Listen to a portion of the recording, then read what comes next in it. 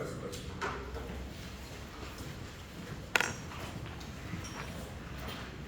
Entonces, cuando empezamos a hablar del edema agudo del pulmón, mostramos la definición. Dice, es el aumento agudo, el súbito,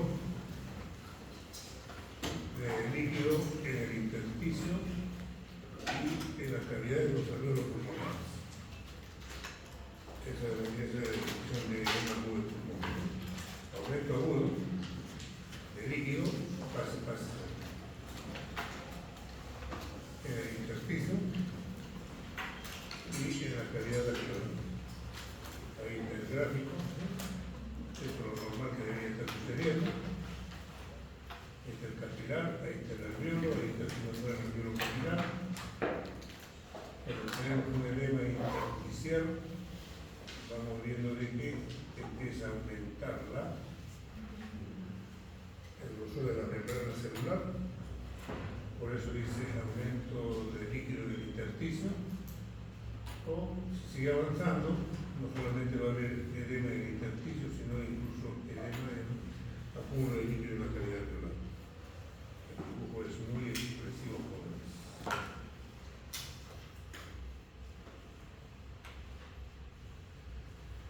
Entonces, cuando estamos hablando de edema agudo del pulmón, tengo que recordar cuando hice anteriormente en el semestre pasado con cardiovascular. Así podemos tener un edema agudo del pulmón con dos orígenes. Uno el que tiene el origen cardiogénico o hemodinámico. Y el otro edema no cardiogénico. Los dos tienen distintos orígenes. Uno está por insuficiencia, estenosis, de algo que ha sucedido en las cavidades cardíacas izquierdas que está redundando sobre el pulmón. Realmente se debe a aumento de la presión hidrostática. Por eso dice cardiogénico, generado por el corazón, falla cardíaca, o hemodinámico, es falla de la hemodinámica. Y en el no cardiogénico, el edema pulmonar no cardiogénico, es debido al aumento de la permeabilidad a nivel de la membrana alveolo-capilar. Aquí está la clasificación, genera hemodinámico, aumento de la presión hidrostática, porque ha aumentado la presión venosa pulmonar. Cuando se da insuficiencia cardíaca izquierda, sobrecarga de volumen, obstrucción de una vena pulmonar. Esas son las descenso de la presión oncótica, que son las causas, obstrucción linfática, lesión directa, lesión indirecta, o edema de origen de corazón, son las causas. Se puede llevar a edema agudo del pulmón, ya sea por este mecanismo o por este otro mecanismo.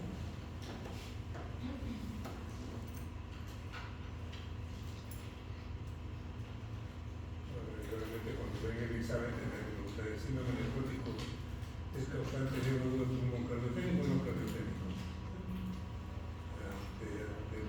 Nefrótico, nefrótico, significa que tiene pocas albúminas, entonces que debe ser con disminución de la presión oncótica que está resultando.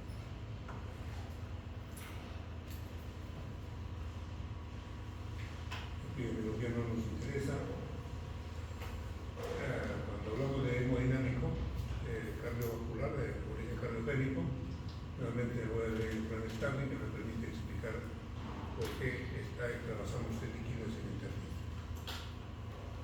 Hicimos en cardiovascular y yo no necesito repitiendo. Simplemente me recuerda la fórmula del Stanley: presiones oncóticas del intravascular, presión hidrostática del intravascular, presión oncótica del intersticio, presión hidrostática del intersticio. Esa aplicación de la fórmula anterior. Por aumento de la presión hidrostática, aquí está causa. Insuficiencia cardíaca, estenosis mitral, sobrecarga de volumen, obstrucción de una vena cava, o por disminución de la presión coloidosmótica, hepatopatías, síndrome nefrótico, enteropatías con pérdida de proteínas, o cualquiera que me lleve a romper el desbalance entre la presión hidrostática y la presión oncótica.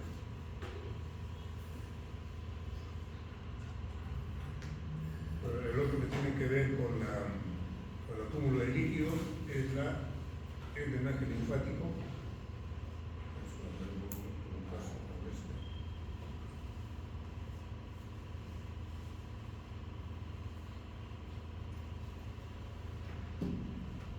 dijimos cuando hablamos de microcirculación el semestre pasado, dijimos que los linfáticos tienen la función de recoger todo aquel líquido que no ha podido regresar a través de los capilares.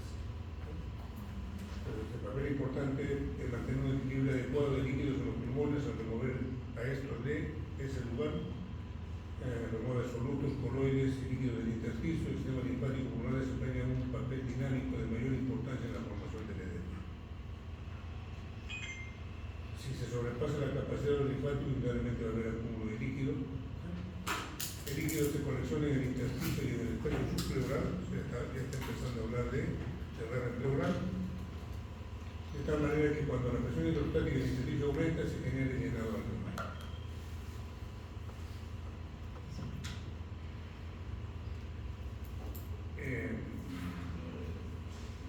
Los temas que considero que se deben aprender: fisiopatología, cómo se genera el edema pulmonar agudo cardiogénico.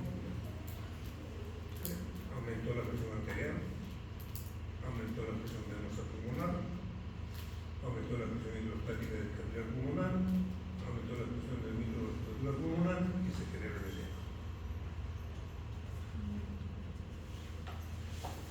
Inflamación de la corteza.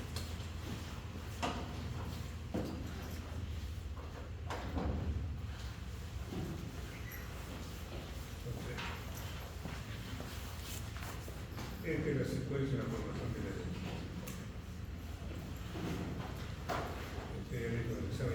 No voy a preguntar qué cosa se llama, ¿no? Eso ya es para primaria, secundaria, segunda. ¿Qué cosa se llama acúmulo de líquido en el intersticio? Aumentar las causas. Porque sabiendo las causas, puede poder corregir. Y por eso me estoy formando por médico para corregir problemas. Y por corregir problemas tengo que saber el mecanismo de la generación de líquido. Entonces, este aumento de la presión es consecuencia de la presión de llenado elevados a nivel cardíaco. Eso se llama edema pulmón cardiogénico, no generado el pulmón, el aparato cardiovascular. Eso se llama edema agudo de pulmón cardiogénico. Tiene más que hablar, aumentó la presión venosa, el corazón empieza a fallar, aumenta la presión venosa pulmonar, le ganó a la oncótica, se empieza a acumular el líquido. ¿Qué dice? Corazón normal, hay una hipertrofia, genera presión hacia atrás, mayor presión en la aurícula izquierda, mayor presión venosa pulmonar, vence a la oncótica y se empieza a formar el edema. Ahora, aquí está la formación, aquí tengo un alveolo, aquí una unidad, aquí están los capilares, aquí está el alveolo, aquí estoy viendo cómo la presión hidrostática ha logrado vencer a la oncótica. Empieza a acumularse líquido en la membrana, en el intersticio, y no contento con esto, empieza a acumular líquido en la cavidad alveolar. Entonces esto tiene fases, tres fases, un aumento de volumen de líquido que se desplaza hacia el intersticio. Todavía el paciente está asintomático. ¿Por qué? Por la presión elevada, distensión y apertura de vasos pulmonares, mejora ligeramente el intercambio de gas, filtración, aumento del volumen intersticial, ya empezaron los problemas porque empieza a acumularse líquido, aumento del drenaje linfático, trata de subsanar el linfático de ese problema, mejorando su actuación. El paciente ya empieza a tener manifestaciones disnea al ejercicio, que viene a ser la sensación desagradable de falta de aire, y viene a presentar crédito porque empieza a acumularse líquido de este nivel. En la fase 2, la saturación de la capacidad del drenaje linfático ya ha sido superado. El líquido se acumula en el intersticio, en los vasos grandes, ya no solamente tiene disnea y crédito, ya empieza a tener hipoxemia, cianosis, diaforesis y taquicardia. Ojo, jóvenes, esas palabritas irlas buscando, si ya las conocen a buena hora y si no las conocen las tienen que ir buscando, porque detrás de cada una de estas palabras hay 3 o 4 páginas de explicación. No simplemente decir qué cosa es cianosis, quinta a su lado de la piel mucosa, ahí no me quedo. Tengo que saber por qué he llegado a esa situación de intersulado de piel y mucosas. Porque ya saben, en el examen yo no voy a preguntar qué es cianosis, ¿verdad? En la tercera fase, edema intersticial pliater. En la tercera fase ya tengo edema pleural, o sea, ya se mete líquido aquí. La dirección del litro continúa aumentando y se produce el llenado del espacio intersticial, más de medio litro. El espacio intersticial es menos elástico, los septos alveolos se distienden, se inundan, edema alveolar, alteraciones de los alveolos, reducción del volumen pulmonar, porque ya está lleno de líquido, tengo menos espacio para el gas, para el intercambio, y ahí las fuerzas de tensión superficial empiezan a ganar al surfactante, los alveolos, aparte de llenarse de líquido, se empiezan a colapsar, aquí la reducción del volumen pulmonar y ganancia de peso del pulmón porque está llenado de líquido, y producción de transurado. El paciente presenta hipoxemia y hemoptisis. Ahí me quedo en las manifestaciones, nada más. Y aquí viene toda la secuencia de problemas. Y es la título de ser cargoso. Es ahí donde tengo que aprender medicina. Si no aprendo medicina desde el cuadrito que estoy viendo ahí, estoy aquí sobrado. Porque cuando yo me doy cuenta que he llegado a esto, porque ¿qué sucede? Cuando yo llegué a clínica, cuando yo soy un médico formado, como estar estudiando, me voy a encontrar el paciente, signos y síntomas, voy a encontrar esto en el paciente. Disney, angustiado, fatiga muscular, se cansa, respiración aumentada de frecuencia, tiene sibilancias, tiene cianosis, tiene hemoptisis. Yo no pregunto esto porque estas son definiciones. Con definiciones yo no le voy a solucionar el problema al paciente. Tengo que recurrir a este mecanismo que hay aquí, lo que está acá arriba. Porque conociendo lo que está acá arriba, recién puedo ponerle mano al paciente. Cualquier cosa que yo haga aquí abajo es solamente estoy actuando como un imitador. Y es un colega no desafío de alumno, vi que el profesor hacía así, también le pongo lo mismo. Y si ese profesor se equivocó, se sigue multiplicando el equivoco. Y por eso no estamos, ¿eh? Tengo que aprender totalmente de la causa de una insuficiencia. Voy a hacer resumido esto, ¿sí? Voy a ir una de nada más.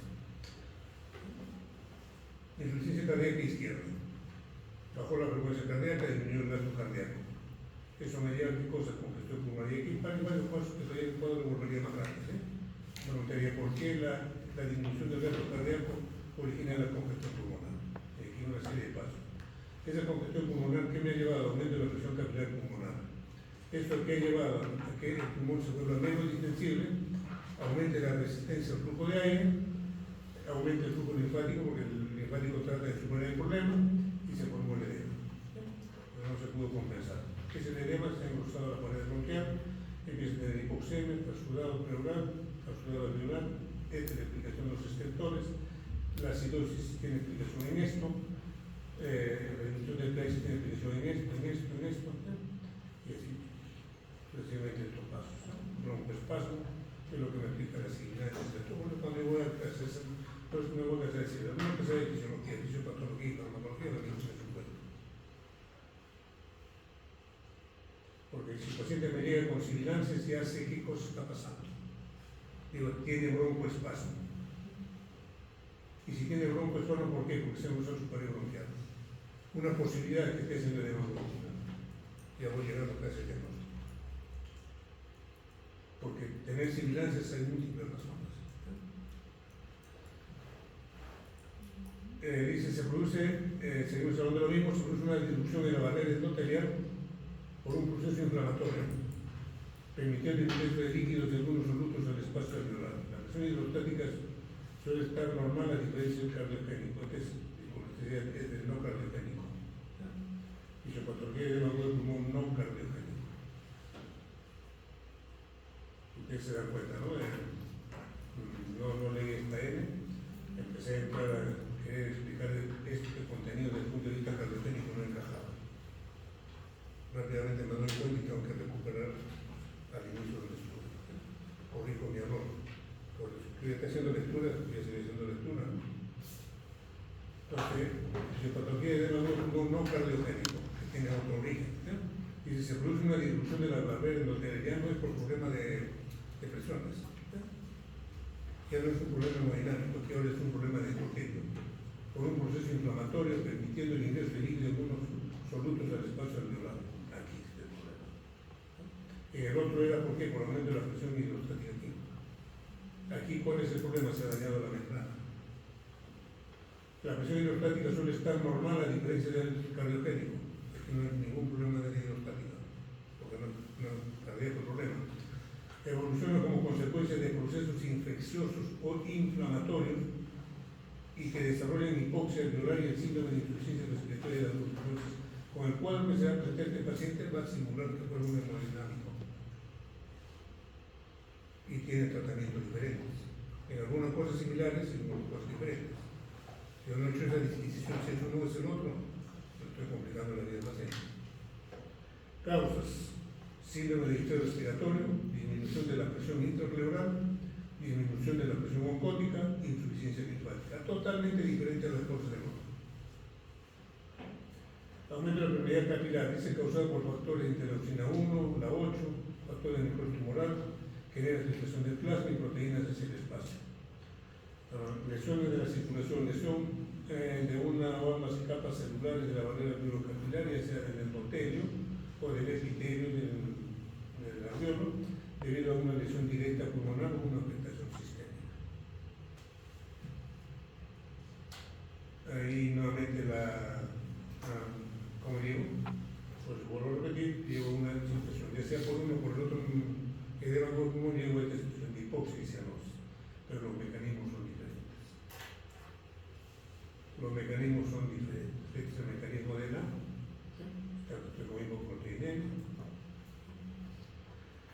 el mecanismo que es original. Presencia de fibrinógeno, aquí no me habla en ningún momento de aumento de la presión hidrostática. Aquí por hipoproteinemia o es por daño de la membrana alveolo-capilar. ¿Cuál es el cuadro clínico que voy a tener en ese paciente? Disnea y taquipnea, debido a los cambios en la mecánica de difusión pulmonar, se debe a la aparición del edema en el intersticio, donde ingresa líquido con contenido proteico al espacio alveolar. En este contenido se encuentra principalmente fibrinógeno.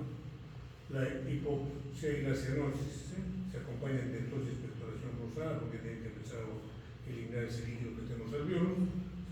Secundaria a la ocupación alveolar, estas manifestaciones clínicas son causadas por el aporte bajo de oxígeno.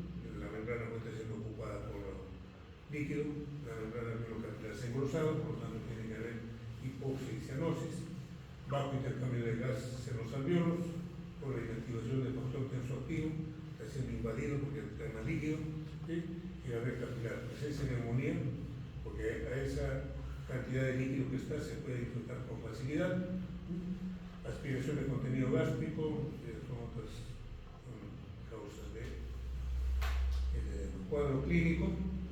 Como va a venir el paciente, pues le decía, si aprende bien fisiología y fisiopatología, aquí estoy en semiología. Y semiología sería esa clase. Porque en semiología voy a aprender estas cosas. El paciente viene con disnea, tosoctomía, disnea paroxística nocturna. Ese cuadro clínico supuestamente está correspondiendo a esto. En el examen físico que voy a encontrar taquipnea, dificultad respiratoria, en la ocultación se detectan todos los tipos de efectores roncantes, sibilantes y crepitantes. Pues por lo que he explicado anteriormente, puedo decir por qué hay roncantes, por qué hay sibilantes y por qué hay crepitantes. Encuentro la explicación a esas cosas que voy encontrando.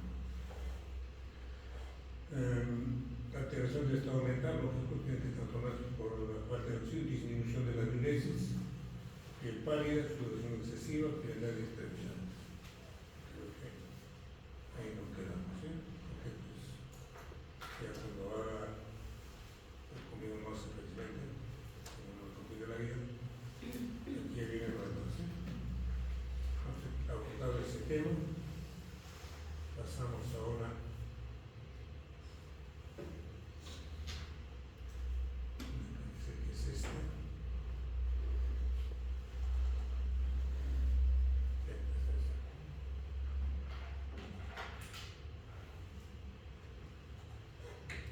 la formación, y ayer habíamos comentado que en la cavidad pleural existe líquido, pero en pequeñas cantidades, que actúa como un lubricante para favorecer la presión positiva, la negativa, disculpen. Entonces, aquí estamos a líquido pleural. ¿Cómo se tiene el origen de formación? Cuando hay derrame pleural hay acúmulo de líquido excesivo en esa cavidad.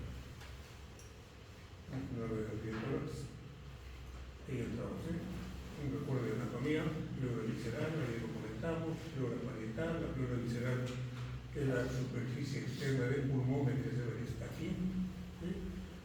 No hay receptores nerviosos, por lo tanto no duele. La que tiene más vascularizada, la pleura parietal, que es la que está aquí en la pared, ¿sí? En el mediastino, en el diafragma, esta parte, tiene terminaciones nerviosas, pues cuando el paciente acusa dolor en la parrilla costal, tiene ciertas características, significa que la neumonía en realidad no causa dolor. Cuando empieza a causar dolor es cuando ese proceso está comprometiendo la pleura parietal, porque esa es la que tiene inervación. El paciente puede venir con disnea, con varias cosas, pero sin dolor, si no tiene derrame pleural. Pero cuando ya tiene derrame pleural, el paciente empieza a decir, tengo un dolor aquí en el torso, como si me hincara, doctor.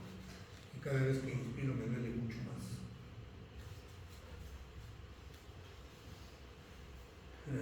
Hay células mesoteliales activas, esto es histología. Dice, ¿qué cosa es la pleura? Capa de células mesoteliales es una capa de tejido conectivo. Entre las células de la pleura parietal hay pequeños estomas que comunican con la laguna linfática para poder absorber. Drena los canales linfáticos, se va al mediastino. El espacio pleural es muy pequeño, de 0 a 20 libras de espesor, donde hay un líquido en esta cantidad de 0.1 a 0.2 mililitros por kilogramo de peso, por tanto debe ser unos 15 centímetros que hay en ambos pulmones. El movimiento de líquidos de las pleuras está determinado por la ecuación de Starling, normalmente Starling para la formación de ese líquido a ese nivel, ¿sí? Y por el drenaje linfático. Permite la entrada y salida de líquidos y proteínas de forma balanceada, está en constante movimiento ese líquido.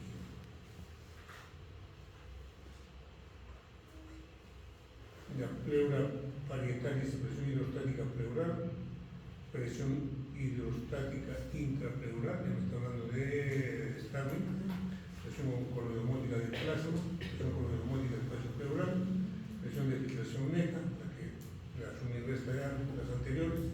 En la pleura visceral la presión hidrostática proviene de la circulación pulmonar, que es mucho menor que la sistémica. La presión neta favorece la absorción de líquido. El movimiento neto de líquido es de 5 a 10 litros de tiempo por día. O sea, esa es la cantidad de líquido pleural que estamos formando en un día. Y solamente quedamos con 15 centímetros en la cavidad pleural. Significa que es un proceso dinámico. Se han formado casi 10 litros y estoy manteniendo ahí 15 centímetros.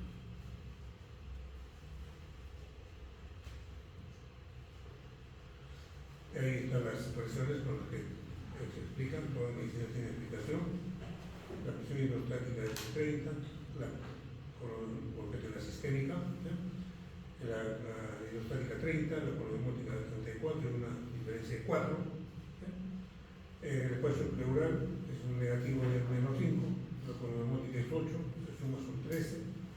En el capilar visceral, la pleura visceral, la presión hidrostática es 11, porque ahí está la presión sistémica, una circulación menor pulmonar, pues las presiones son más bajas.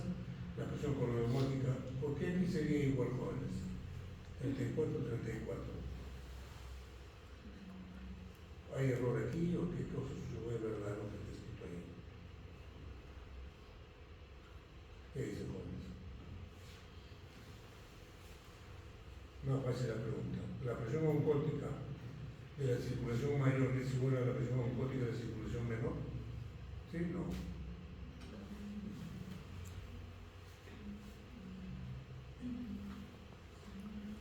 Sí, no, jóvenes.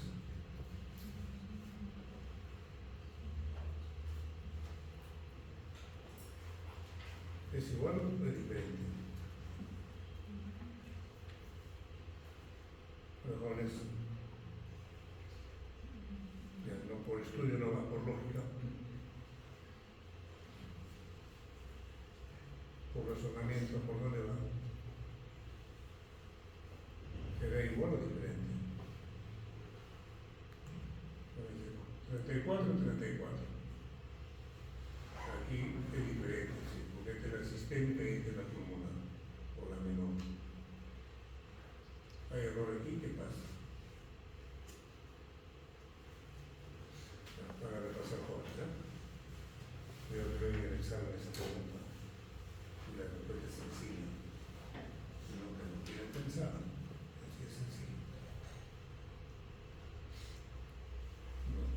avanzada.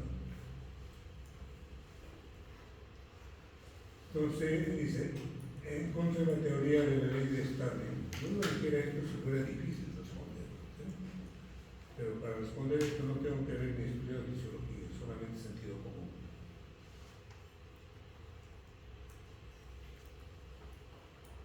Sentido común nada más.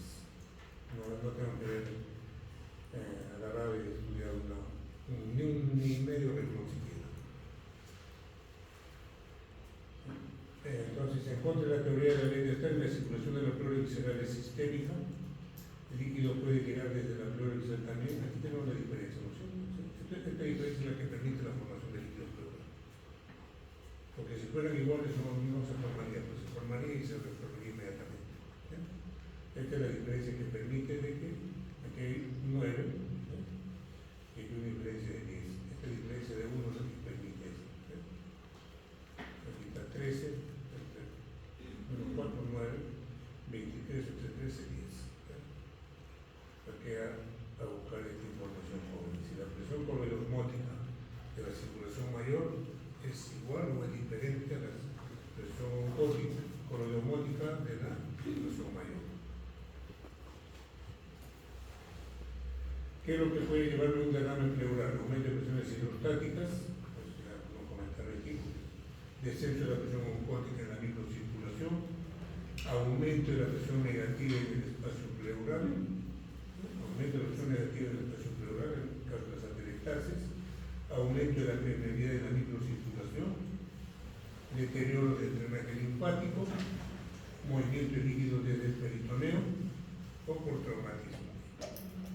Entonces, esas son las causas que me pueden llevar a derrame pleural.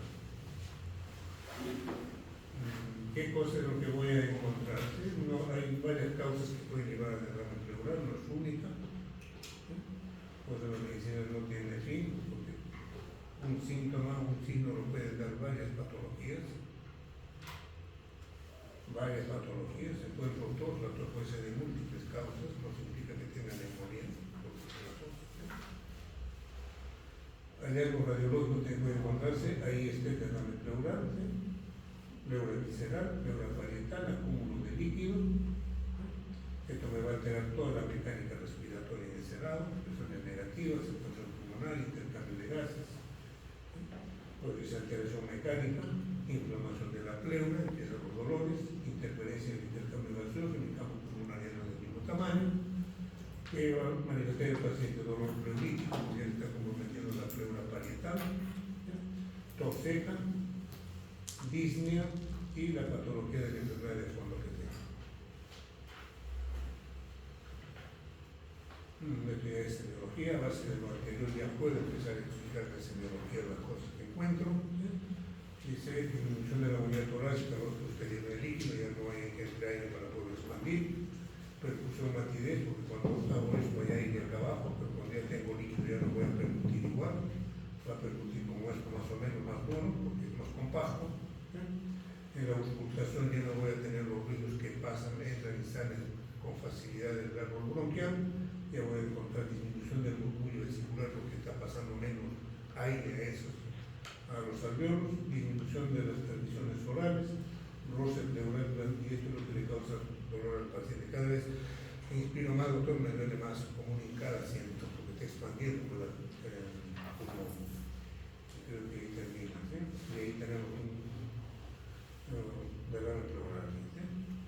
Este es pulmón normal, este es pulmón normal, porque esto es derrame pleural. Esto es líquido. Sí, la ley de la verdad, porque el líquido tiene que irse al fondo, pues no puede irse acá arriba. El seno postofrénico, todo eso, ya no se puede el tema de nosotros. En la radiología, ahí quedamos. Y ahí ya se va viendo cómo va creciendo la medicina con más edad.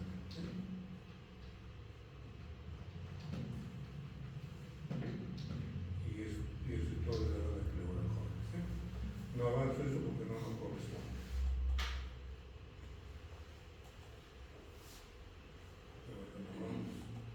Entonces habría concluido lo de lo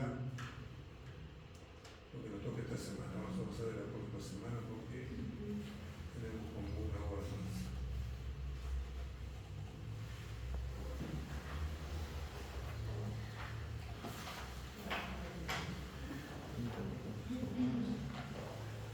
Entonces entramos ahora a la parte de hematosis, el intercambio de gases.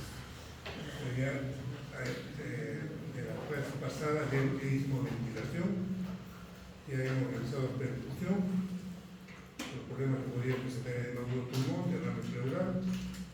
Para ustedes está quedando problemas obstructivos y restrictivos para el seminario dentro de una o 2 semanas, me parece. ¿Sí? No sé si les advertí, ese día no vale la punta de ninguna manera, ni circular, pues todo viene en la cabeza. ¿Sí?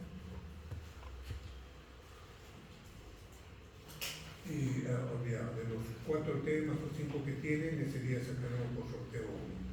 Sobre ese tema vamos a hablar. Se supone que los 5 temas los saben. Se sortea ese día qué tema se va a hablar. De entradita va a haber preguntas de los 5 temas. Y para discutir ese día se sortea un tema y se conversamos. Entonces aquí está lo que conversamos el día de ayer. ¿Sí? Dice función del sistema respiratorio, proporcionar oxígeno a los tejidos y eliminar el CO2 de los mismos. ¿Cuáles son las fases? Dijimos, ventilación pulmonar ya lo hicimos. ¿Sí? Circulación pulmonar aquí también debería estarse. Intercambio de gases que vamos a hacer el día de hoy. Transporte de gases después y transferencia de gases también después. El objetivo de la clase es el que está ahí. Plan de la clase, intercambio de gases entre el aire atmosférico y el alveolar, entre el alveolo y la membrana respiratoria, en la sangre, como el alveolo, cómo van a difundir esto. Eso es el tema del día. ¿Sí? Y esto se reduce a la clase del día de hoy. Alveolo con su oxígeno ingresando, con su CO2 que se está produciendo aquí en los tejidos, un capilar que está viniendo con hemoglobina desaturada de oxígeno, cargada de CO2, porque la sangre está azulada, pasa por el alveolo, se carga de oxígeno, la hemoglobina no viene cargada de oxígeno, aquí ya la encuentro cargada de oxígeno, ¿sí? Aquí venía con gran cantidad de CO2, aquí ya encuentro poca cantidad de CO2.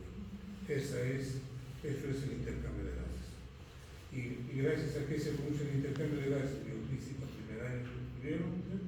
No tengo que explicar ahí, porque los gases difunden de un lugar a otro. Entonces, el intercambio de gases que se da a nivel de la membrana alveolo-capilar, tasa de difusión de los gases depende de su presión. Eso es lo que permite movilizar los gases, la presión. La presión de un gas es proporcional a su concentración. ¿Sí? Y como aquí en el medio ambiente no hay oxígeno puro ni nitrógeno puro, ¿sí? Entonces empezamos a hablar de presiones parciales. 760 la presión total, un gran porcentaje le corresponde al nitrógeno, es su presión parcial de nitrógeno, al oxígeno le corresponde otra presión parcial, que debería ser la presión parcial de oxígeno. Presión ejercida por el gas azul, presión ejercida por cada uno de los que están ejerciendo aquí más presión, los azules, porque están en mayor concentración. Intercambio de gases disueltos en líquidos. La presión ejercida por cada gas depende de su concentración y también de su coeficiente de solubilidad, porque cada gas tiene su coeficiente de solubilidad. La ley de Henry que decía en los gases, presión parcial de un gas está directamente proporcional a su concentración y es inversamente proporcional a su coeficiente de solubilidad. Si no es soluble, pues su presión es baja.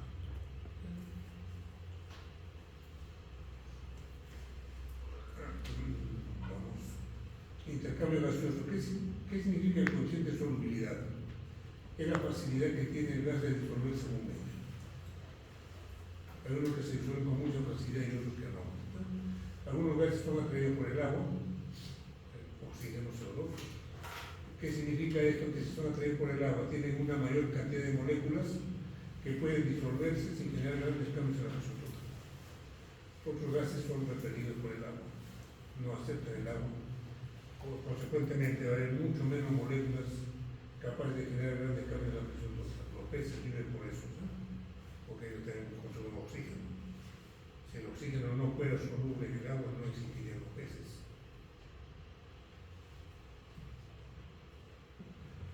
Aquí está la solubilidad de cada uno de los gases respiratorios, su coeficiente de solubilidad 0.024, el dióxido de carbono, aquí me llama la atención, me está diciendo joven, ¿sabe qué? El dióxido de carbono es 24 veces más soluble que el oxígeno. Ahí está su número, ¿sí? Monóxido de carbono de esta cantidad, el nitrógeno de esta manera. ¿Sí? Con presiones parciales iguales se esperaría encontrar 24 veces más CO2 que oxígeno. Pero no sucede eso, ¿cierto? Debe tener su razón. Con presiones parciales iguales se esperaría encontrar 24 veces presiones parciales iguales, pero que no son iguales, pues la presión parcial de CO2 en la atmósfera es muy baja. Por eso ni se le considera. Que aquí en el medio ambiente existen trazas de CO2 y por eso respiramos, por eso nos es fácil exhalar el CO2. Pues me imagino que si se sigue contaminando el medio ambiente va a seguir aumentando el CO2. Y cuando aumente el CO2 va a tratar de igualar al CO2 que estoy generando en los alveolos pulmonares. Y cuando suceda eso, habremos desaparecido del planeta. Porque ya no vamos a tener la posibilidad de que ya no nosotros, no las generaciones que vengan después nos van a maldecirse porque contaminaron tanto el ambiente. Nosotros felices contaminando el ambiente. Porque sale que el CO2 lo generó mi mitocondria, pasó a mi alveolo y del alveolo se fue al exterior, porque hizo todo ese trayecto, ese camino por gradiente de presiones. 45 milímetros de mercurio de presión de CO2 a nivel de la mitocondria, 40 en el alveolo. Ese cambio de 5 le permite viajar en ese sentido. Y ese de 40, ¿por qué se va acá afuera? Porque aquí afuera hay muy poco CO2. Pero cuando yo acumule CO2 acá afuera, va a igualar casi al 40 que está en el alveolo. Por lo tanto, ya no va a haber disminución de gases. Ya habremos hecho desaparecer la vida en nuestro planeta, al menos de esta manera como la conocemos. Por eso es importante evitar la contaminación ambiental con CO2, porque estamos condenando no ni siquiera a nuestros hijos, sino será 200, 300 años después que vamos a sufrir las consecuencias cuando nosotros ya estemos hecho polvo.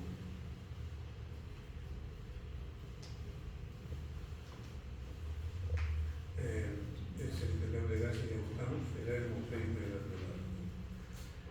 ¿Qué me está diciendo esto? Aire atmosférico, aire alveolar. El aire atmosférico es, aquí ponen un animalito porque es igual, funciona igual con los caballos, con los mamíferos.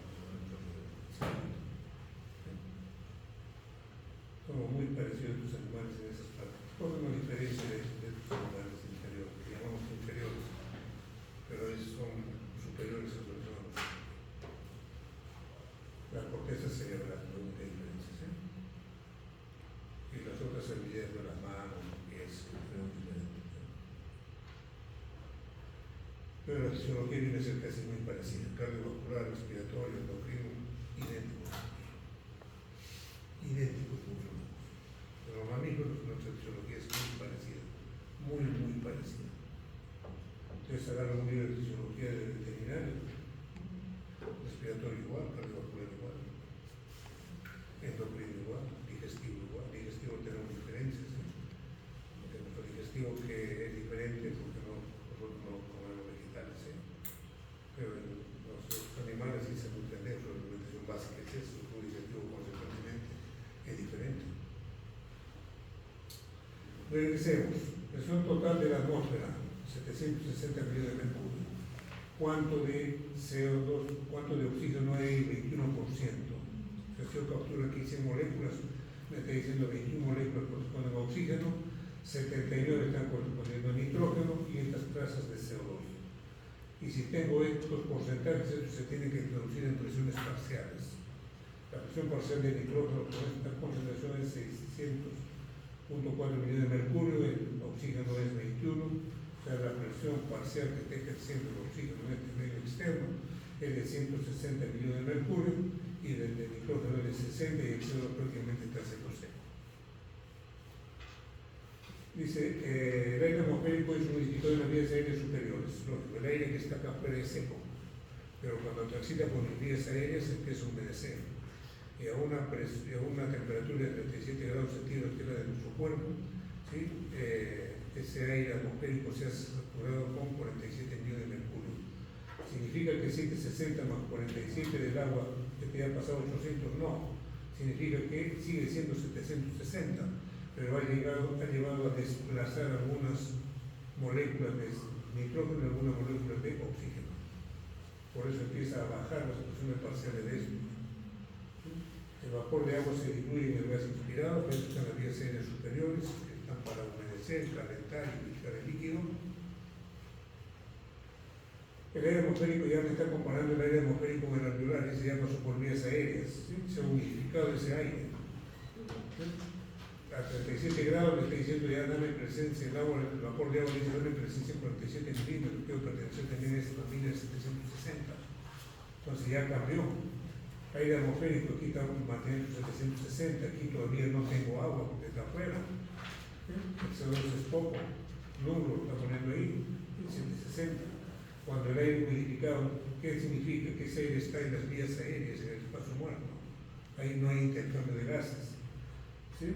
Y el agua exige presencia, porque ya pasó las vías aéreas superiores. Sigue siendo 760, pero ¿qué ha pasado? Ya el oxígeno está en 159, está en 149. El nitrógeno está en 601, está en 564.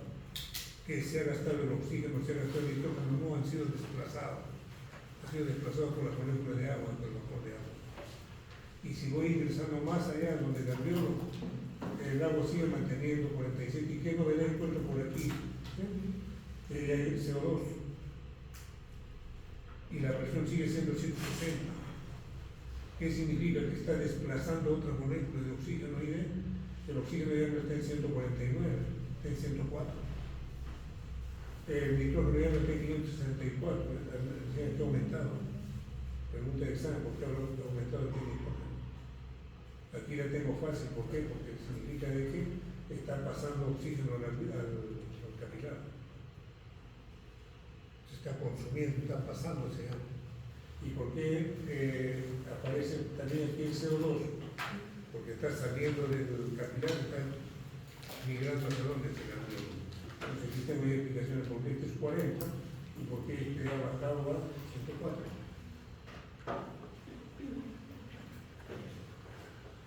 El aire alveolar, tasa de renovación del aire alveolar. Capacidad residual funcional de 2 litros 300 si la suma de los dos volúmenes, el volumen residual y el volumen de reserva inspiratorio. ¿Sí? El volumen inspirado que llegaba a los alveolos era 350. Solo un séptimo de aire alveolar es sustituido en cada respiración. Solo un séptimo de aire alveolar es sustituido en cada respiración. No significa que cada respiración del alveolo se colapsa, recibe nuevamente, ¿no? Simplemente se está cambiando esa cantidad. Solo un séptimo de aire alveolar es sustituido en cada respiración. Ahí está. Para evitar cambios rápidos en la concentración de los gases. Velocidad que se elimina el exceso de un gas. Perfecto. Si tu concentración de gas, porcentaje original, tiempo de segundo, ¿cómo tú vas cambiando? Si tú respiras con más intensidad, vas a producir un cambio más rápido. Aquí, ¿qué me dice? Ventilación alveolar litros por minuto. Tú ventilas más, vas a cambiar la presión alveolar de oxígeno hasta un momento determinado. Después ya no. Por más que tú respires intensamente, ya no. La presión alveolar de oxígeno se va a mantener ahí. No significa que si yo ventilo más, esto se va a ir así, no se va a ir así. Cuando yo estoy en 5 litros, fíjate lo que estoy creando en presión de oxígeno. Llego a 10 litros, ¿sí? Estoy por aquí ahí. Después de 10 litros ya no puedo cambiar. ¿Por qué? Porque ese cambio rápido ya llega a un punto estable, ya cambiaste todo, ya no puedes cambiar más.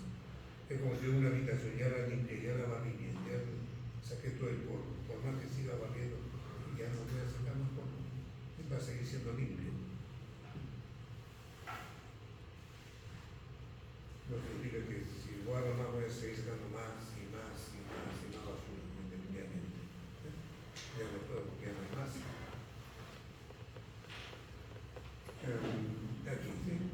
expirado es el aire inspirado. Ahora, el aire expirado tendrá la misma composición, no tiene la misma composición, ¿sí? ¿Por qué?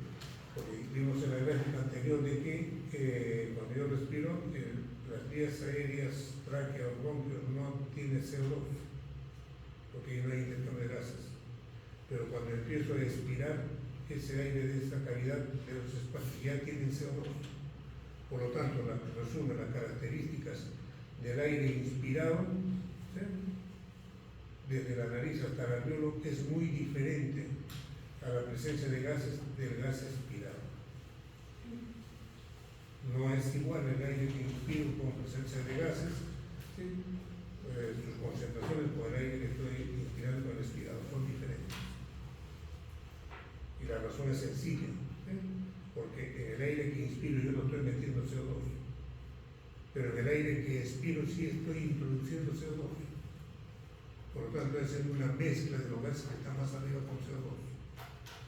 El oxígeno que estoy ingresando está en mayor concentración, pero el oxígeno que estoy expirando tiene menor concentración porque ya pasó oxígeno hacia el capilar, que se le dieron los jóvenes, ¿sí?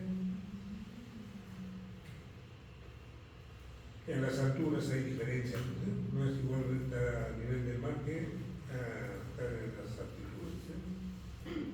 En las alturas, menor presión de oxígeno en el aire atmosférico, que la presión ha bajado, ¿sí? A nivel altitudinal, 0, etc. Esto es lo que se puede encontrar. Ante esta situación de poca presión parcial de oxígeno, el organismo empieza a tomar otros mecanismos alternativos, ¿sí? Dice que hace en respuesta aguda, hace policitemia, empieza a aumentar su hematocrito. ¿Por qué? Porque esto se empieza a producir eritropoyetina. Ya no voy a explicar esto, cuando hablamos de sangre pasado, y hablamos porque la hipoxia a nivel renal causada la producción de eritropoyetina, y esto lleva a que se empiece a producir mayor cantidad de glóbulos rojos. ¿Para qué? Para poder combatir esa hipoxemia que tengo, ¿sí? Aumenta el nivel de hemoglobina, ¿sí?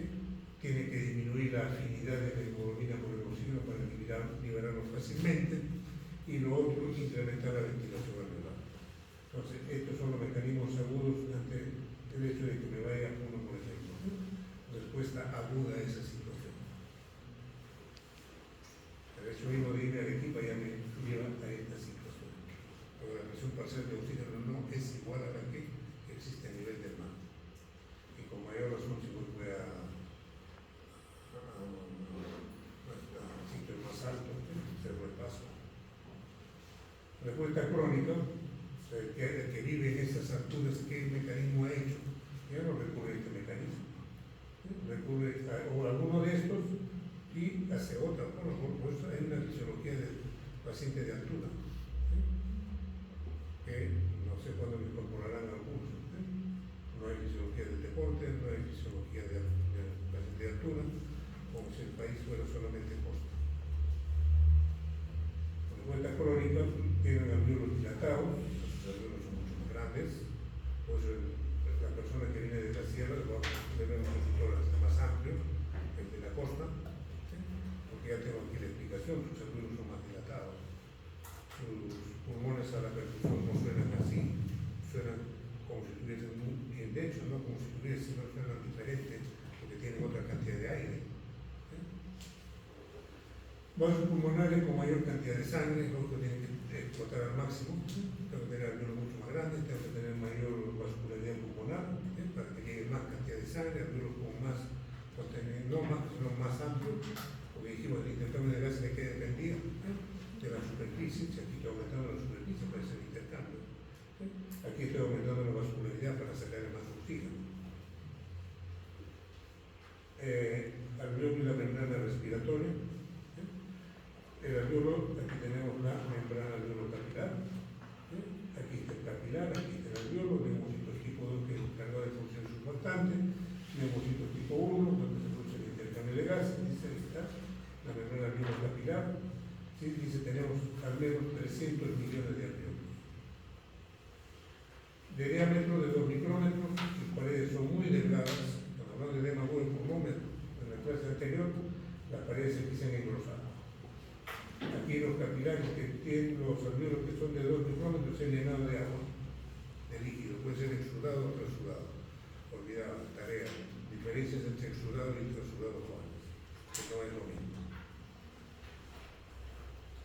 Porque aquí puede ser exudado o trasudado. ¿Qué diferencias existen entre ambos? Y tienen distintos mecanismos de formación de ambos. En uno de ellos es exudado y en otro de ellos es trasudado.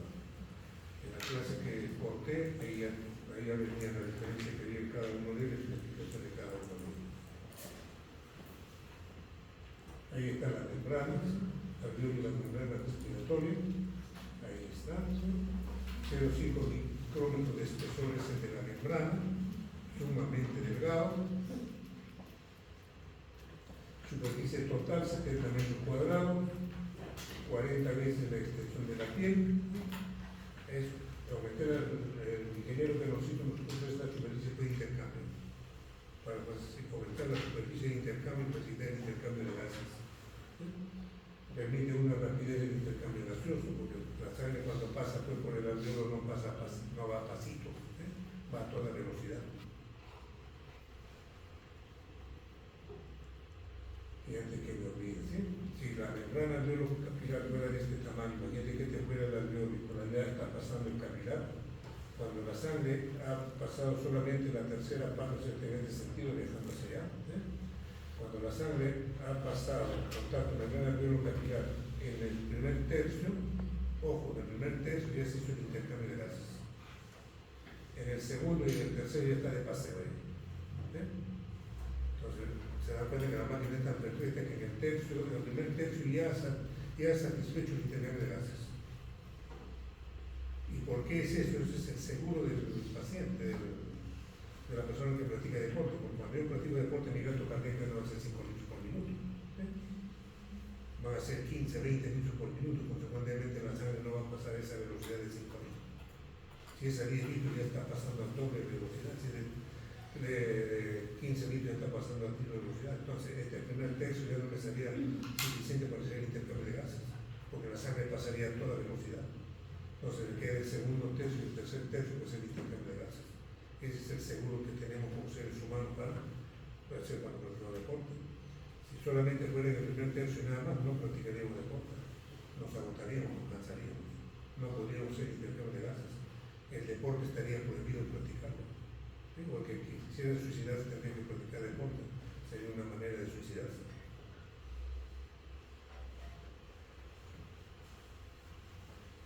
Y ahí está la membrana respiratoria, ahí está, clarito.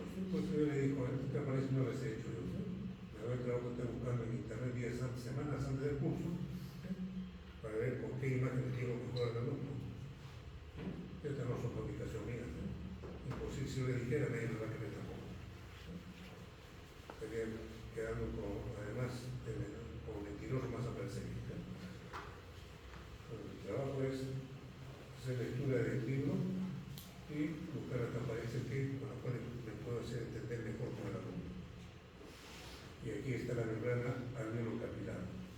El capilar con un glóbulo rojo, el alveolo, ahí está la membrana alveolo capilar. Ahí está el surfactante, dice capa 1, este es el surfactante, ya vimos qué función tiene. El epitelio alveolar, los neumocitos tipo 1, tipo 2, la membrana basal, el epitelio alveolar, el espacio intersticial, la membrana basal del capilar y el epitelio capilar. Toda esa membrana tiene que pasar el oxígeno y el CO2. Donde se forma el edema aquí con jóvenes. Y aquí también con el líquido empieza a aumentar. La edición de gases a través de la membrana respiratoria. Primera fisiología, generalidades.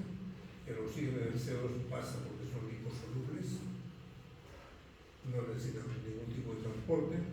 Gases liposolubles, oxígeno y CO2 atraviesan la capa lipídica.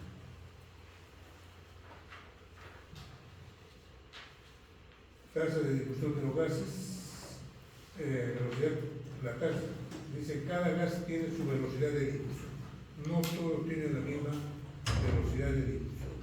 Tasa de difusión, concepto. La velocidad con que los gases atraviesan la membrana depende de qué.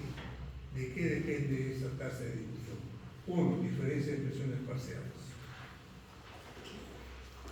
40 en el capilar que está viniendo del ventrículo derecho se encuentra con 100 de oxígeno en el alveolo, un rápido intercambio de gases. El CO2, ¿cómo viene? Con 45. ¿Con cuánto encuentro en el alveolo? Con 40, diferencia de 5. Doctor, ¿y por qué se cambia tan rápidamente? ¿Por qué se cambia tan rápidamente viendo tan pequeña diferencia? Y en la clase lo dije, en la clase ya en una parte dijimos por qué. El examen puede venir esa pregunta, porque el oxígeno puede tener la explicación 40 versus 100, enorme la diferencia, pero 45 con 40 es una diferencia pequeña de 5. ¿Y por qué se da el intercambio de gases tan rápidamente en clase? Oye, como nos pasen sus copias que la voy a controlar. Se la voy a decir una vez. ¿Qué dijimos del CO2? Que era 25 veces, 20 tantas veces más combustible que el oxígeno. Esa es la ventaja que tiene. Y así lo van a venir la pregunta del examen, muchachos, exigiendo que piensen. Y se lo digo, ¿no es cierto? ¿Por qué soy exigente? Porque pienso que todos tienen una inteligencia de mediana para mí. Simplemente que están flojos, que no quieren ejercitar. Si yo supiera que tuviera retraso mental, sería sádico con exigirles. Y de qué le voy a exigir, como si a uno que tiene minusvalía de piernas, que no puede correr, yo le dijera, corre, corre, corre rápido, ponerle tiempo para que corra, sería sádico en hacer eso con él. Pero si sé que tiene sus buenas piernas, está bien alimentado, tiene una condición, tengo que exigir que sea más. Y eso no es sádico, es más bien exigirle que dé lo mejor que tiene él. Exportar lo mejor para beneficio mío, no para beneficio de él. Yo no me voy a beneficiar con lo que él está aprendiendo. Incluso si fuera egoísta diría, no preparo bien porque un día va a ser profesional, después va a ser anestesiólogo y va a hacer la competencia, no solo lo enseño, seguro. No puedo actuar de esa manera. Si yo soy exigente es por esa razón, no es por ser sádico con ustedes, o que tenga la cólera con ustedes, no jodas. Porque yo quiero sacar lo mejor de ustedes. Y si alguien no se deja sacar lo mejor, ya no podemos pedir más. Tampoco podríamos hacer que el ritmo del mejor estudiante vaya al ritmo del último estudiante que no quiere estudiar. Por eso la religión católica dice, ¿no es cierto? Todos se van a ir al cielo, no se van a ir todos al cielo, ¿verdad? Si es que existe el cielo. Por eso una parte de la Biblia dice, muchos serán los llamados y pocos serán los escogidos, ¿no es cierto? Igual, toda la vida es así. ¿Cuántos ingresaron a la medicina? No sé cuántos. ¿Cuántos terminan de ello? Muchos fueron llamados y poquitos serán los escogidos que terminan. Eso depende de que no empieces a pecar. Depende de la carrera de medicina de que estudies. Así de simple, jóvenes. Seguimos. Dice, diferencia entre presiones, explicado, coeficiente de difusión de gas, grosor de la membrana. Entonces aquí ya me estoy enfrentando a qué cosa, a otra ley de los gases. Creo que era de Fick, ¿no es cierto? La velocidad de difusión de los gases, ¿de qué dependía? De varios factores. Grosor de la membrana, superficie de intercambio, coeficiente de difusión de cada uno de ellos, presiones parciales de cada uno de ellos. Entonces aquí detrás de esto hay una ley, porque dijimos, nosotros somos una máquina y como máquina tenemos que obedecer a las leyes de la física. Ahí está la velocidad de difusión de qué depende, ¿sí? De la diferencia de presiones, del área de intercambio, del coeficiente de difusión y inversamente proporcional a la distancia de difusión, grosor de la membrana. El coeficiente de difusión de qué depende? ¿Sí? De la solubilidad del gas en la membrana y de su peso molecular.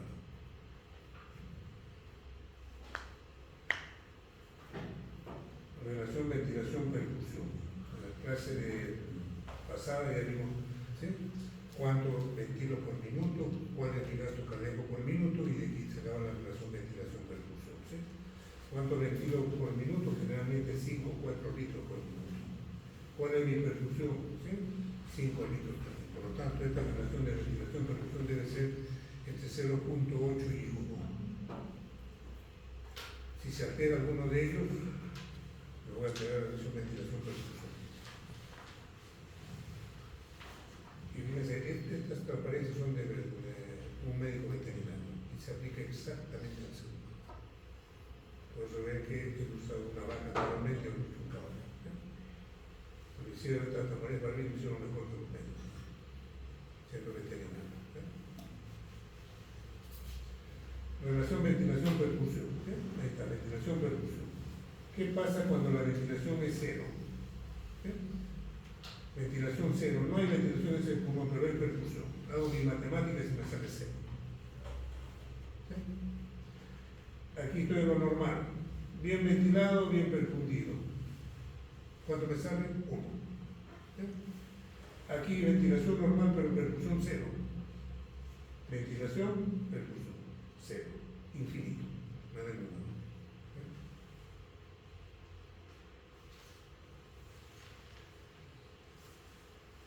Ahí está lo normal, ¿sí?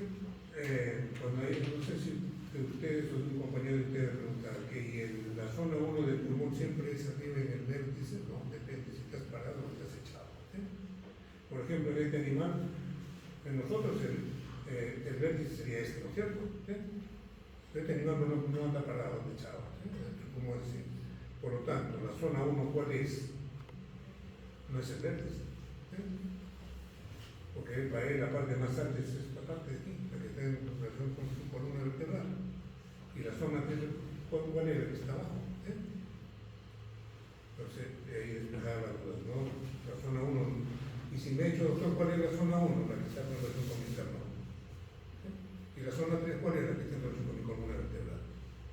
Y si me paran de cabeza, doctor, me cae totalmente.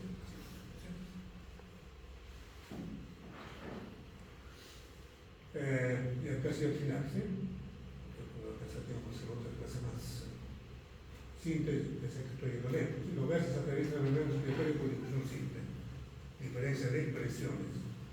La tasa de difusión de los gases depende de qué? ¿Sí? La presión que hay a uno y otro lado de la membrana, del grosor de la membrana y del coeficiente de difusión del gas. Para que el hematol sea óptima, esa relación de ventilación-percusión debe ser 1 a 1. O sea, lo ideal es esta situación, esto de aquí. Bien ventilado, bien perfundido. Y cuando vimos la clase inicial, el alveolo del vértice, ¿cómo está? ¿Bien ventilado o mal ventilado? ¿Cómo está el alveolo del vértice? ¿Bien ventilado o mal ventilado? Jóvenes. ¿Qué le dice? Si fisiología 1 desaprobaba, no hubiera pensado que era ahí. Fisiología 2 es más complicado, jóvenes. Si el médico me dijera jalar en fisiología 1, le diría que de la carrera, no veces. Si lo jalan en fisiología 2, le diría, sabes que hijito, sí es difícil. Una oportunidad más tienes. Porque es posible. Entonces, por eso que les estoy diciendo, que tienen que redoblar los esfuerzos para estudiar este tema, jóvenes. No es como fisiología 1 generalidades, el 1 era lo complicado cardiovascular. Y la misma dificultad de cardiovascular son los temas de aquí. Entonces, el alveolo del... ahí puede venir, porque primera pregunta, los alveolos del vértice pulmonar, ¿están bien ventilados o mal ventilados? Por decir, dice, mal ventilados. Explico por qué. Ahí tengo que explicar por qué. Pese que son más grandes. Por otra pregunta, ¿el tamaño de los alveolos del vértice son del mismo tamaño que los de la base? No. ¿Por qué? ¿Y por qué el alveolo del vértice, a pesar de ser más grande, más voluminoso que el de la base, no hay una buena hematosis? ¿Hay buena hematosis o mala? Voy a decir, responde mala. Explique tu respuesta.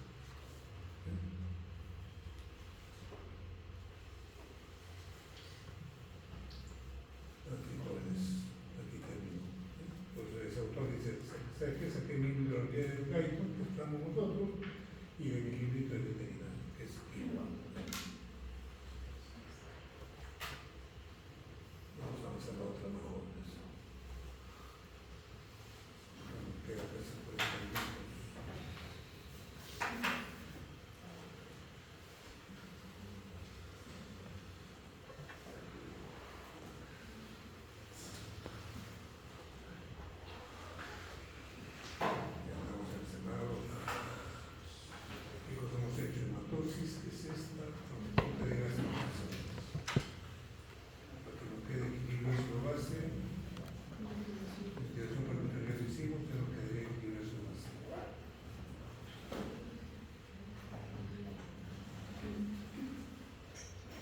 Entonces hemos pasado las etapas. Ventilación ya lo hicimos, ¿sí? Percusión ya lo hicimos. Hematosis, nuestro intercambio de gas a nivel de la membrana, ya lo vamos a hacer. ¿Sí? Ahora vamos al transporte de gases. ¿Cómo ese gas que ya está en el capilar pulmonar rumbo al lado izquierdo, ¿sí? ¿Cómo se distribuyen ahí los gases? Vamos. Tampoco no es bien, ¿eh? Cargado de trocitos.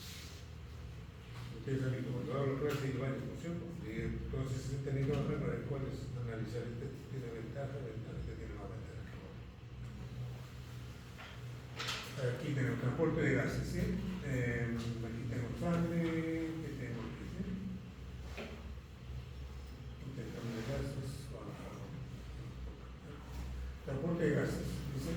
Nosotros consumimos oxígeno cada minuto 250 mililitros. A la naturaleza le estamos cada minuto que vivo 250 mililitros le estoy quitando a la naturaleza del oxígeno. ¿Sí? La presión de oxígeno a nivel arterial dice que es de 100, al lado venoso es de 40. O sea, la sangre me está expulsando, el vestíbulo derecho me está mandando sangre con presión de oxígeno de 40. Cuando llega al pulmón, va rumbo a la aurícula izquierda, está viajando con una presión arterial de oxígeno de 100. Gasto cardíaco, volumen de sangre, el oxígeno disuelto, dice. Ojo, el oxígeno que va disuelto, no que esté unido a hemoglobina, ¿sí? Disuelto, ¿sí? Depende de su coeficiente de solubilidad, depende de la presión arterial de oxígeno. ¿Cuánto viaja ahí? El oxígeno disuelto, 50 mililitros. ¿Sí? Usted está diciendo que necesito yo 250. ¿Sí? Entonces, ¿quién me lo da por los tres? Con esto podría vivir, imposible, no puede vivir. ¿Sí? Nos tiene que dar la hemoglobina. Aquí lo que vimos anteriormente, coeficiente de solubilidad, presiones atmosféricas, 760. Entonces, aquí está 0.003 litros de oxígeno, viaja en 1 litro de plasma disolto. Con esos 3 mililitros podría vivir, imposible, no puedo vivir. No me alcanzaría ni para respirar.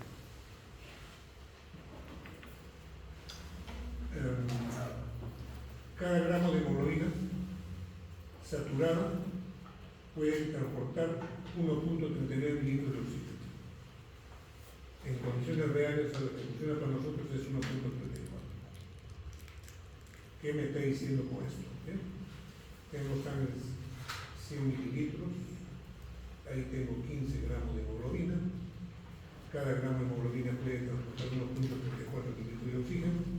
Entonces me está diciendo cuánto de oxígeno estoy transportando. Hago la multiplicación de 15 por 1.34 y tengo la cantidad de oxígeno que está viajando unido a la hemoglobina.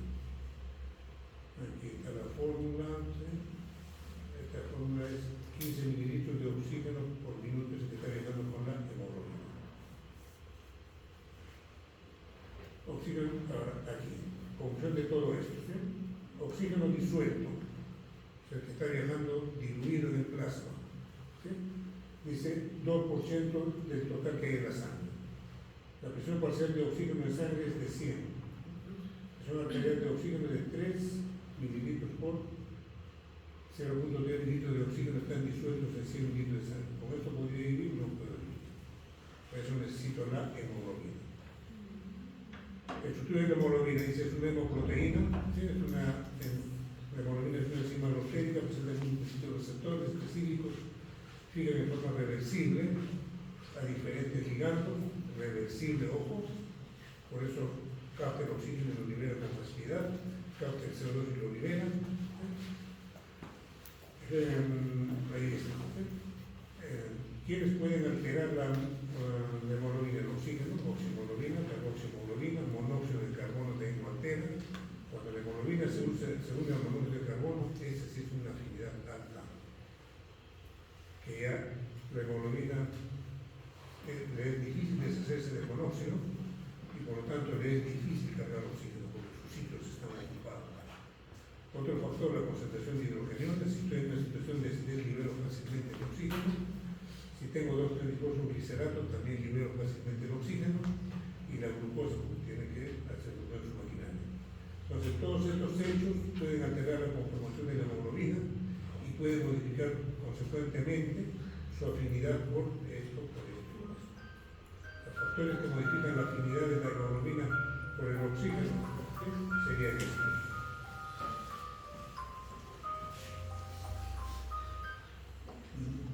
Esto ya los jóvenes es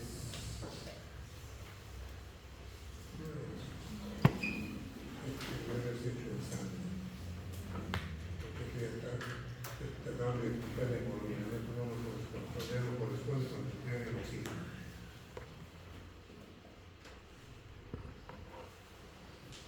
Capacidad de transporte de la hemoglobina. Cuando la hemoglobina se une a un oxígeno, es esta forma.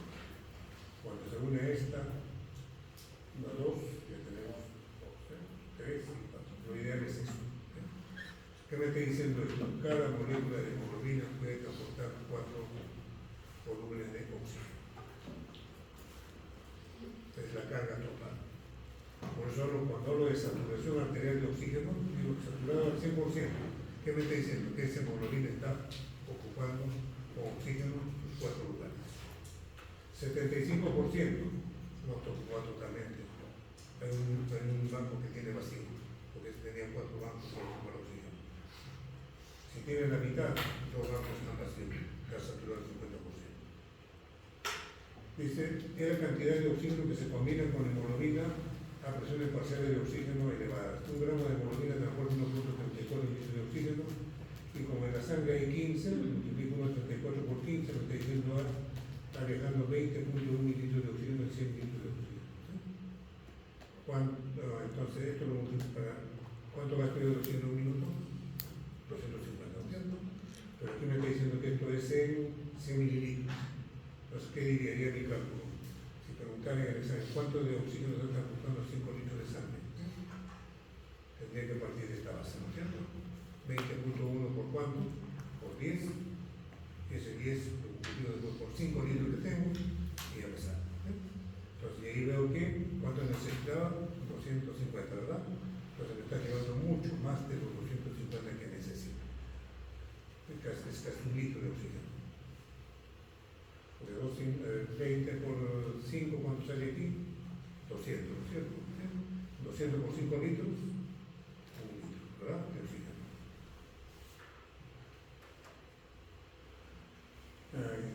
Hemoglobina, capacidad de unión del oxígeno depende de qué. La capacidad de unión del oxígeno con la hemoglobina depende del contenido total de oxígeno, lógico, si estoy con presiones parciales de oxígeno bajas, no me está soportando mucho oxígeno, y si estoy anémico, me está soportando mucho, pero no tengo tantos asientos para poderte llevar, por tanto no voy a llevar tanto. La cantidad de oxígeno es distinto que tenga hemoglobina de 15 que tenga hemoglobina de 7,5. No es mecánico que sea la mitad menos litro, porque en el anémico, ¿qué mecanismo compensatorio toma? Que empieza a ser más frecuencia cardíaca, más gasto cardíaco, o sea, su gasto cardíaco no va a ser 5, será 6 o será 7. Dice capacidad de unión de cantidad de oxígeno que se puede unir a la hemoglobina, cantidad total de oxígeno, cantidad de oxígeno total en sangre, cantidad de hemoglobina total, concentración máxima de definiciones son las que apoyan esto de carga. Aquí está. 1,35 por gramo, 20,3 mililitros de oxígeno en 100 mililitros de sangre. Liberación del oxígeno. ¿De qué depende? Ya me voy a dar nueva captación de liberación. Gasto cardíaco, contenido total de oxígeno de la sangre. Gasto cardíaco ya de definición del anterior. Oxígeno disuelto, cantidad de oxígeno no unido en sangre. Capacidad de unión de oxígeno, cantidad máxima de oxígeno que se puede unir a la hemoglobina.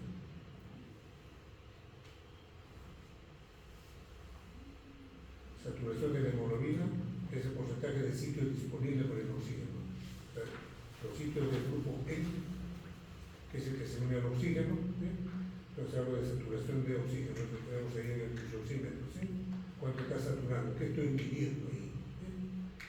Oxígeno combinado con hemoglobina por 100, pues, con la capacidad de captación de oxígeno. Eso es lo que me está dando ese numerito. Pregunta para resolver. cuando tengo hemoglobina de 15 y voy al aparatito y me satura, tengo por decir 95%. Y si tengo hemoglobina ya no de 15, si no tengo hemoglobina de 7.5 o de 5, igualito puedo estar saturando el 90 y tanto por ciento. ¿Cuál es la explicación? A ver, voy a plantearte la pregunta. ¿Cuál? 15 de hemoglobina. Me ponen el saturómetro 100%. Ya no seamos tan ambiciosos, 96%. A otro que está aquí, que está anémico, que está durmiendo en clases, como no oxigena bien su cerebro, viene a bostezar a clase. Una manifestación. Cuando yo veo uno que bosteza, tengo varios razones. Uno que está anémico. Y lo otro que trabaja de noche, que está viene de dormir. Las únicas razones que tengo para tener esa explicación. Trabaja de noche, no sé, no trabaja de noche. Mi admiración por trabajar es estudiar y trabajar. Entonces el otro está ahí, no trasnochado, está mal alimentado, 7,5 de hemoglobina. Si le pongo el saturómetro y igualito está 96. Pues viene la pregunta, ¿por qué este con 15 y este con 7,5 están igualitos? ¿Sí? ¿Deberían estar iguales o no? Sí, no. Sí están iguales, sino que tienen otra explicación. Así que jóvenes, creo que vengan el examen a preguntar. Es sentido común nada más, jóvenes. ¿Sí? Es sentido común. Aquí hacemos la parte del globo rojo que está aportada, esto igual es el globo rojo. Aquí definición, ¿sí? Hemoglobina, ya no tengo hemoglobina del adulto, esto no es normal. Hemoglobina del adulto que tiene nos metimos este cuento, ¿sí? Hemoglobina, hay distintos tipos de hemoglobina. No todos tenemos el mismo tipo de hemoglobina. Hemoglobina, no voy a entrar en la definición, simplemente quiero hacer la idea de que hay distintos tipos de hemoglobina. Él puede tener hemoglobina A, la señora puede tener A2, el señor puede tener S, ¿sí? Algunos tienen hemoglobina fetal, así nacemos, comparten hemoglobina fetal, ¿sí? Pero a medida que va la suerte del niño va a desaparecer esa hemoglobina fetal. En algunas personas persiste. Y aquí tienen algunos comentarios, porque tiene grabado algunos comentarios de deporte en su caso, ¿sí? Sin tanque de oxígeno. Hay gente que aguanta más. ¿Sí? Cuando había una cubana que aguantaba más y ganaba todo. ¿Sí? Cuando van a estudiar la bioquímica tenía una hemoglobina diferente que todos los demás. Y el otro, por más que entrenaba, no iba a ganar. Porque esa persona ya había venido con una hemoglobina que era diferente, por tanto su liberación de oxígeno era diferente. Y eso le da la ventaja de que es como la campeona de box, ¿no es cierto? De Turquía, ¿no? Cada uno tiene su concepto, pero tiene ya varios rasgos de ser, su organismo trabaja como hombre, ¿sí? No puede dar un golpe de una mujer. ¿Sí? Al menos ese es mi concepto, ¿sí? Tiene más testosterona, tiene más fuerza muscular. ¿Sí? Que tener más fuerza muscular es más contundente en el cuerpo. Hemoglobina fetal, oxihemoglobina es una hemoglobina que se ha unido al oxígeno, ¿sí? La metahemoglobina, una hemoglobina cuyo grupo hemo tiene el hierro en estado férreo, es decir, oxidado. Este tipo de hemoglobina no puede unir oxígeno. Y hay medicamentos que me ocasionan metahemoglobinemia. ¿Qué me está diciendo? Que tu hemoglobina no capta oxígeno. Carbaminohemoglobina es la que se ha unido al CO2. La carboxihemoglobina es la hemoglobina que está unido al monóxido de carbono. Y la hemoglobina glucosilada que está tan de moda cuando la diabetes. ¿Sí? Ahora, ¿por qué viaja el oxígeno pues desde acá afuera hasta mi tejido? Porque la lista de presión fue jóvenes, ¿sí? Así. En el aire que inspiro tengo 140 de presión de oxígeno. En el alveolo tengo 100. En los capilares tengo menos. Y en los tejidos, fíjate, estoy en 40. Es por eso que el oxígeno va de aquí hacia aquí, por diferencia de presiones. ¿Sí? Y el CO2 lo va a hacer al revés, pues, porque aquí hay más CO2 y aquí no hay, ¿no es cierto? Queda entendido, Juan, ¿verdad? Aquí ya hay. ¿Sí? Curva de disociación de la hemoglobina también hicimos, ¿no? Hicimos eso, dependía de la temperatura, de la cantidad de oxígeno-glicerato, dependía de la concentración de iones de hidrógeno. Entonces no pasamos estos jóvenes. Ahí está la curva, ¿sí? Una curva que la envían hacia la derecha y otros que lo mandan hacia la izquierda. Y era fácil, ¿sí? Temperatura, baja cantidad de oxígeno, mayor cantidad de oxígeno-glicerato. Había 4 factores que me permitían que la hemoglobina tenga menor afinidad por el oxígeno, consecuentemente liberarlo con mucha menor facilidad. Eso era cuando la curva se desviaba hacia la derecha, y cuando la curva se desviaba hacia la izquierda significaba que la hemoglobina tenía mucha más afinidad por el oxígeno. ¿Qué significa? Que no lo soltaba con facilidad a nivel de los tejidos. Curva aquí en medio, ¿sí? ¿Qué significa? Que cuando estoy aquí, cuando me he saturado a un 50%, significa que la presión de oxígeno está en 30. ¿Sí? Aquí estoy en mala situación, porque solamente están saturados 50%. Con eso no puedo vivir. Entonces puedo vivir con 100, aquí estoy más o menos, ¿sí? La que tengo en el alveolo. ¿Sí? ¿Qué me está diciendo? Por más que si tú estás saturando 100%, ¿sí? Tú no necesitas oxígeno adicional. Sería loco que tenga emergencia un paciente está saturando 100% y le ponga oxígeno. Estoy haciendo un mal uso del oxígeno. Es diferente, ¿no? Que no esté saturando correctamente, entonces sí tengo que ponerle más presiones de oxígeno. Ahí sí necesito oxígeno. Sin embargo, cuando vuelvo a la emergencia y veo pacientes saturando el 96% y con su máscara de oxígeno. Le retira la máscara y sigue el 96%. ¿Y para qué le pones? Porque está indicado. Tendría justificación, no tiene justificación. Si le retiro la máscara y veo que empieza a caer la saturación, ahí sí está justificado. ¿Y qué concentración de oxígeno? ¿Cuántos litros le voy a poner? Lo que necesite. Porque no necesito litros por oso, eso. Y otro ya no necesita eso, necesita que lo manden al ventilador. Que le pongan oxígeno a una presión de 760, porque ahí en la máquina ya no viene nitrógeno.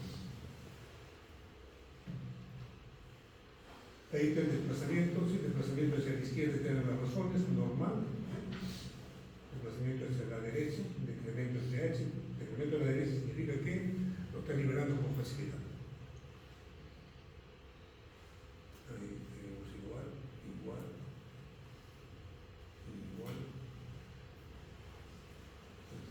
joven, me gusta comentar.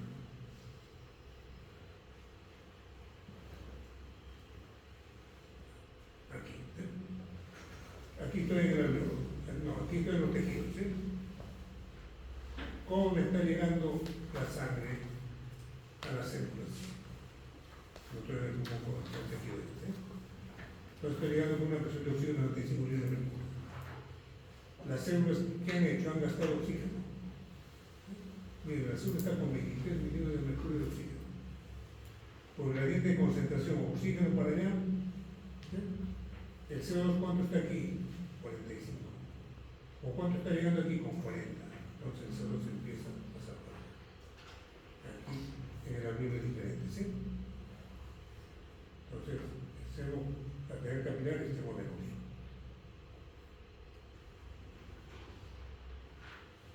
Aquí está, ¿sí? Está más completo que el anterior. El anterior era para demostrarme el oxígeno, este para demostrarme el CO2. El CO2 está llegando a donde, ¿sí? Está referido al oxígeno. Esto está referido al CO2. ¿Con cuánto me está llegando? Por el lado capilar, con 40. Cuando llegas a las células, al tejido, ¿cuánto estás? Con 46. En el intersticio 45, aquí era 40. Entonces, ¿de dónde va el CO2? De aquí hacia allá. Pues aquí estoy recogiendo cuánto de CO2 que se va a la aurícula derecha, 45. ¿Con cuánto me estoy yendo de oxígeno? Con 40. ¿Sí?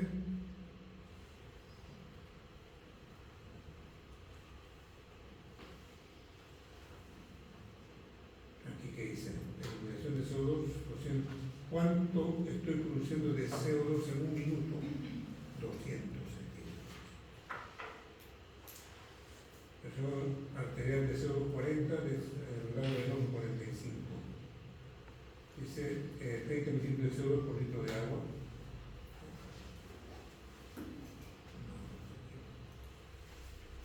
me está diciendo aquí? El CO2 disuelto, porque el CO2, igual que la hemoglobina, la hemoglobina, el oxígeno viaja unido a la hemoglobina y disuelto en el plasma.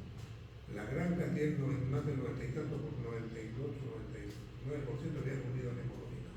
Y una pequeña parte viaja disuelto, el CO2 de igual manera. Una parte viaja disuelto en el plasma y otra parte viaja unido a la hemoglobina. Ahí tenemos, total, las cantidades. Aporte CO2 en la sangre. Como carbamida y hemoglobina, esta cantidad. Aquí me está diciendo, él sabe que joven, el CO2 viaja de 3 maneras. El oxígeno viajaba de 2 maneras, ¿sí? El CO2 está viajando como carbamino y hemoglobina, está viajando como bicarbonato y está viajando como CO2. ¿De acuerdo? De esa manera está viajando, 21% está viajando como carbamino, 69%, o sea, la gran parte está viajando como bicarbonato y disuelto como CO2 está viajando un 10%. De 3 maneras. ¿Y cómo viaja como bicarbonato, doctor? Le decimos en fisiología, CO2 más agua, bicarbonato, se disuelve el hidrógeno, ahí se bicarbonato. ¿De dónde partió? De este CO2. Está viajando en cubierto. Esto es en el tejido. Pero cuando llegaba al pulmón, ¿qué sucedía? Se volvía a juntar con su hidrógeno y se disociaba el CO2 y agua. Y ese CO2 afuera. Ahí está el transporte de CO2 en la sangre. Tejido, CO2, pasa al intersticio, pasa al glóbulo rojo con agua, bicarbonato. Ahí está, secreto el bicarbonato, y porque no te quedes en negativo, es un ion cloro, neutralizó las cargas. Y ese ion hidrógeno que es esto, me voy a ir a acidosis, no joven. La hemoglobina lo va a cambiar, lo va a neutralizar. Ahí lo tiene neutralizado. ¿Hasta cuándo? Hasta cuando llegue el otro bicarbonato. Bueno, aquí está viajando con bicarbonato, ¿sí? Mientras tanto, ese ion hidrógeno que se ha liberado aquí, que lo tenía secuestrado en la hemoglobina, lo suelta. Recién lo va a soltar. ¿Para qué? Porque se junta este bicarbonato. La CO2 ya. Aquí, ¿qué dice? Con el transporte de CO2 en la sangre, es un lío mecánico que hay.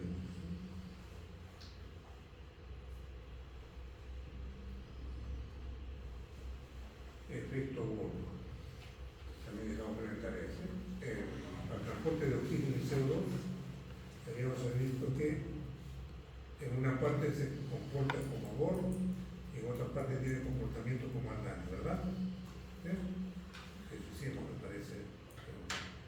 En una parte de la hemoglobina, como tarea, en una parte del organismo la hemoglobina es muy buena gente, cede su oxígeno. Y en otra parte no lo cede, más bien capta el oxígeno. ¿Por qué tiene ese comportamiento distinto de la hemoglobina? Estoy hablando claro, ¿verdad? Que cuando llega al tejido, la hemoglobina dice suelta el oxígeno, se pone buena gente. Pero cuando llega al pulmón, ¿qué hace? Se deshace del CO2, se deshace del hidrógeno y capta el oxígeno. Entonces queda para resolver por ustedes. ¿Por qué la hemoglobina tiene esos distintos comportamientos? Los acerco a la respuesta. Por el efecto Bohr y por el efecto Ardan. Eso explica por qué la hemoglobina se comporta aquí de buena gente y allá se comporta de mala gente. ¿Sí? Allá suelta el oxígeno y acá más bien quiere el oxígeno. ¿Sí? Dejando al CO2 que estaba cargando, que estaba como carbamino, lo suelta al CO2 para que se vaya al pulmón y más bien capta el oxígeno. Cede el ion hidrógeno que lo estuvo cargando, lo suelta para que se junte con el bicarbonato y se disocia el CO2 y el CO2 se vaya para allá. Y esa hemoglobina que ya está libre del ion hidrógeno, libre del CO2, agarra el oxígeno con facilidad. ¿Por qué tiene ese comportamiento en el pulmón así? ¿Por qué en el tejido tiene otro comportamiento? Es Bohr Ardan. Tarea, buscar si esa es Bohr o que es Ardan. ¿Sí?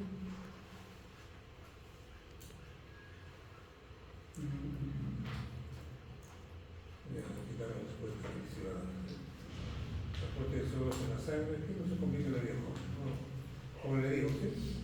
En qué fisiología de verdad, cuando ahí está el bolón. Fíjense cómo ellos ya empiezan a estudiar su fisiología. ¿Sí? Nosotros acercamos ahí, pero de repente al otro lado. Pero no crean que lo que yo les hago es difícil, está mucho más complicado.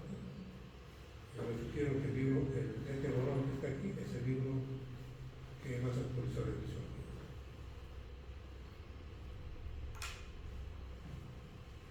Fíjense, aquí estoy con pequeños cambios, cómo se reproduce. Transporte de suelos en la sangre, con efecto al daño, ¿no? Entonces, en conclusión, jóvenes, ¿sí?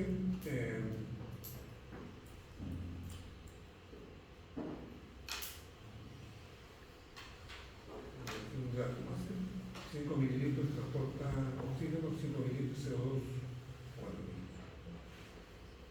Entonces, conclusión de esta clase. Transporte. ¿Cómo viaja el oxígeno en el organismo? Viaja una parte, gran parte unida de hemoglobina, ¿sí? Y una parte disuelta. La parte disuelta no le alcanza ni para respirar. Por lo tanto, la hemoglobina es útil. Bastante útil. Más allá del 98% viaja hemoglobina unida de oxígeno. El CO2, ¿cómo viaja? El CO2 viaja de tres maneras. Viaja como CO2 mismo, viaja encubierto como bicarbonato y otro viaja como CO2. Y otra parte viaja unida a la hemoglobina, como la misma hemoglobina. Así es, así camina el bono con el centro de ha tenido constancia como decimos. Para la siguiente clase nos va a tocar hacer equilibrio ácido básico.